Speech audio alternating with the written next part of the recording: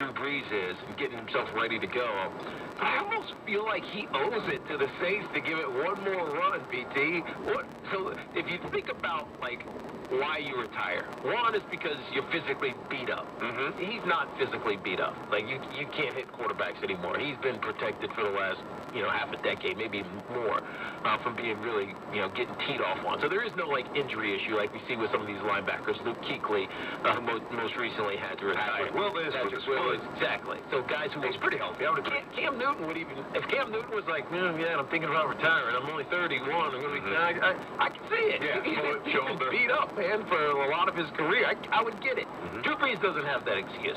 The second reason would be like, well, they're just like underappreciating me. They're not paying me what I think I'm worth, and I don't want to fight with them.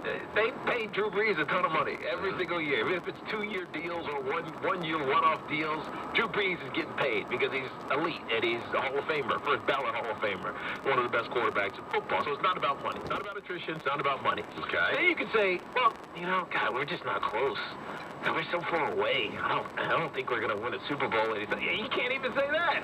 They've been right there for the last 2 years, 3 years, really, if you think about the things that have happened to them down the stretch. So when I think about the excuse, like the potential excuse for Drew Brees, none of the logical ones make sense unless he's just really tired of it. But in my mind, as I was dissecting this weekend, I'm like, God, he owes it to them to go back and give it one more shot because they are so close. They are so close to getting to another Super Bowl and winning it. And his legacy will be defined relative to his peers, those, like Peyton Mannings of the world, Eli's, etc., based on whether or not he wins another championship. But don't throw Eli in. I'm just talking about championship-wise. Eli, 10 times better than Eli. Championship-wise. Yeah, but people will say, well, Eli had 2 championships. And they're idiots who didn't watch football. It's not about who was better. It's just Eli had 2 championships, right? Yeah, I can't deny that. Drew Brees has one. Drew's got the one, but he's got it for the city of New Orleans. Oh, he's iconic. Which was he's iconic. In a rough spot, as we know. Agreed. So you're going to stick to the word owes. You sure you don't want to, twist or tweak or manipulate that? He owes it to him. That differently. He owes it to him. Let's run it back one more time. Run it back. And I guarantee you, all of his teammates who are trying to implore him to stay are saying the same thing. Okay. And I guess a lot of this depends on what happens to Teddy Bridgewater, but so say Teddy Bridgewater, who was a free agent. Yep. You can't count on him being there. Right now, it's Drew Brees' team. He owes them one thing. What's that? Timing. That is the only thing Drew Brees owes the New Orleans Saints. Not a damn thing else. And here's why, T. The Combine's coming up. Obviously, free agency blast right off of that extends into it. The draft. Now, the complication of the depth chart, if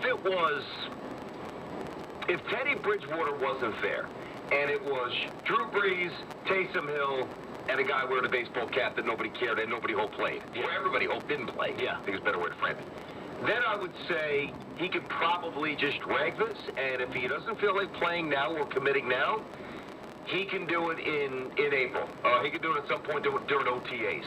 He can't do that because of Bridgewater's status and because of the uniqueness of the depth chart here. He doesn't owe the Saints anything but timing to let them strategize, to let them get ready, to maybe abruptly shift course. Now, if he tells them tomorrow, I'm done, guys, I'm going to retire, don't you think it will behoove the Saints to pay Teddy Bridgewater some money? Yeah. Just in case Taysom Hill's not ready? Yeah. As we surmise he might be. Look, but just in case he's not? I think Taysom Hill is one of the most unique players I've ever seen in the NFL. Hey, Teddy Bridgewater, he's Ted Tebow. What am I? Right. He's Ted Tebow. Wow. He is Tim Tebow. That's right. Who can throw? It's right.